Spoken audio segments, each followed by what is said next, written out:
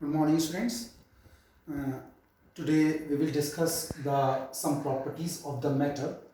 तो स्टार्टिंग में first lecture में हमने कुछ जनरल इंट्रोडक्शन दिया था चैप्टर्स के बारे में, some basic concepts of chemistry. हम केमिस्ट्री का फर्स्ट चैप्टर स्टडी कर रहे हैं, जिसमें जनरल इंट्रोडक्शन मैंने लेक्चर फर्स्ट में आपको कर दिया था. आज सेकंड लेक्चर में प्रॉपर्टीज़ यानी मैटर के बारे में मैंने कुछ बताया था. अब सेकंड लेक्चर में मैं मैटर की प्रॉपर्टीज़ के बारे में डिस्कशन करता हूँ आपसे. मैटर की प्रॉपर्टीज़ कितने टाइप की होती हैं? Properties of matter two types की प्रॉपर्टीज होती हैं, physical properties and chemical properties. The properties which can be measured और observe without change the identity means matter की ऐसी प्रॉपर्टी जिसमें प्रॉपर्टी देखने के बाद मैटर की स्टेट में कोई चेंज ना हो.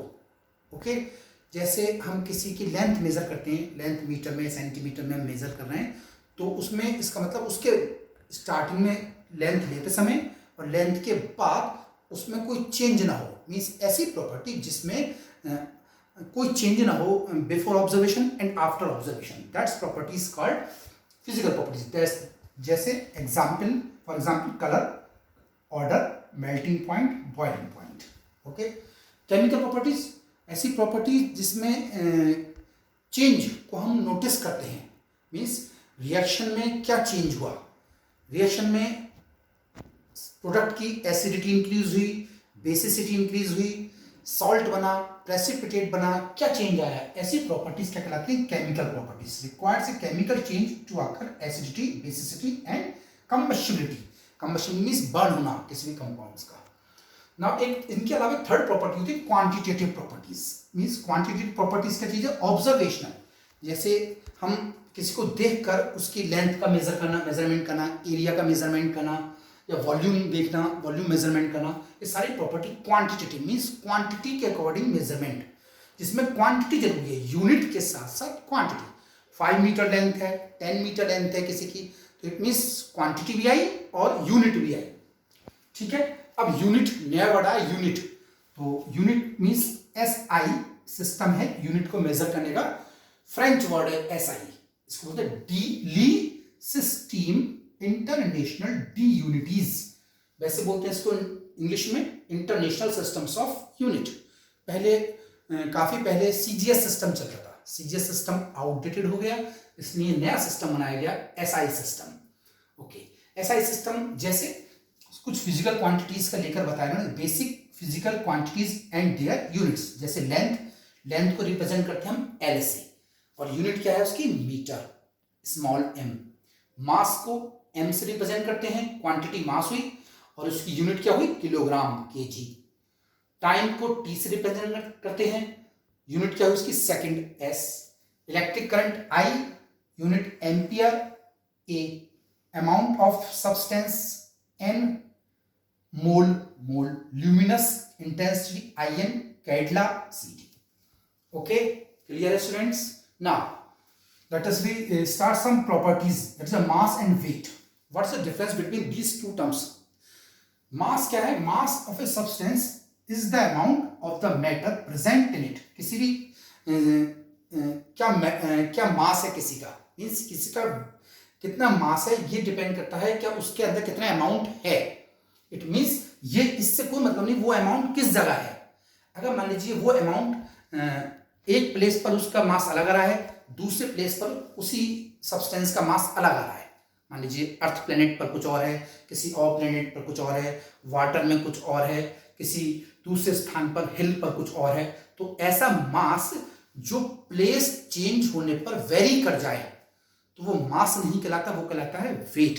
यानी जिस पर ग्रेविटेशनल फोर्स इफेक्ट डालता है ऐसा मास वेट कहलाता है. W=m/g. ये हम छोटी क्लास में पढ़ते हैं, हाई स्कूल में ये फॉर्मूला होता है वेट और मास में रिलेशन का. Okay now the volume is the unit है metre cube. Length into length cube, और स्मॉल स्केल पर हम मेजर करें दैट इज सेंटीमीटर क्यूब और डेसीमीटर क्यूब. एक लीटर में कितना वॉल्यूम होता है? 1000 ml या 1000 centimetre cube is equal to 1 decimetre cube. Now the next topic is density.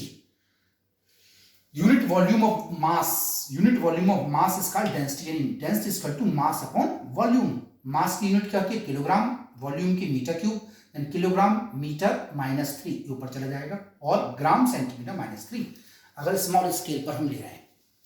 Now next is temperature. Temperature is the unit of temperature is degree centigrade, Fahrenheit और kelvin. अगर centigrade को kelvin में convert करना है तो 273 उसमें add करते हैं। फ़ारेनहाइट डिग्री सेंटीग्रेड में वैल्यू गिवन है और फ़ारेनहाइट में कन्वर्ट करना है। फ़ारेनहाइट में कन्वर्ट करने के लिए F = 9/5 डिग्री सेंटीग्रेड प्लस 32। इसी तरीके से सेंटीग्रेड में वैल्यू है तो ये फॉर्मूला लग जाएगा। Now the next topic is precision and accuracy. What is precision, what is accuracy. मान लीजिए किसी सब्सटेंस का वेट, मान लीजिए बॉक्स है, let me suppose that is a box. इस बॉक्स का वेट 2 ग्राम है, ओके। मैंने 2 ग्राम, इसका एक्यूरेट वेट 2 ग्राम लिया। फिर 3 स्टूडेंट्स मैंने A, B, C सेलेक्ट किए और इनसे कहा इनका वेट निकालिए आप। तो A स्टूडेंट ने पहली बार उसका वेट ऑब्जर्व किया 1.95, दूसरी बार 1.93, इट मींस एवरेज का है 1.94। प्रिसाइज तो है, मींस पास वैल्यू तो उस बच्चे ने निकाली है, लेकिन एक्यूरेट नहीं आया उसका वेट। दूसरे स्टूडेंट से कहा, उसने पहली बार 1.94 मेजर किया, दूसरी बार 2.05 मेजर किया। इट मींस प्रिसाइज भी नहीं है, पास भी नहीं है वैल्यू, और एक्यूरेट भी नहीं है वैल्यू 2, यानी एक्यूरेट कितनी है 2। इट मींस थर्ड स्टूडेंट को कहा, पहली बार उसने वेट किया 2.01, तीसरी बार वेट किया 1.99। इट मींस पास भी है वैल्यू दोनों, ओके, नियर अबाउट है, ऑलमोस्ट बराबर है, और एक्यूरेट भी है। It means the value of student third's measurement is precise as well as accurate, because precise means closeness, दोनों की closeness है, और accurate means इन दोनों का एवरेज exact वैल्यू अगर आ जाए, that is accuracy। Okay, precision accuracy clear हो गया बच्चों। मींस क्लोजनेस किसी वेट का प्रिसीजन कहलाता है और accuracy exact value. Now the last topic is scientific notation. Scientific notation कोई भी वैल्यूज हमें गिवन है तो हम उसको 10 की पावर के फॉर्म में कन्वर्ट करना, यानी जो भी गिवन वैल्यू है पॉइंट में उसको हम 10, या सिंपल वैल्यू गिवन है, डिजिट में गिवन है, तो उसको हम 10 की पावर में कैसे कन्वर्ट करें, n × 10 की पावर n, तो 232.508 तो 2.32508 × 10 की पावर 2 मीन्स 1 डिजिट के बाद पॉइंट लगाए हैं। इसमें सब में 1 डिजिट के पॉइंट लगाया है, बाकी आप इसको एडिशन और सब्ट्रैक्शन की स्टडी करें। Okay, thank you.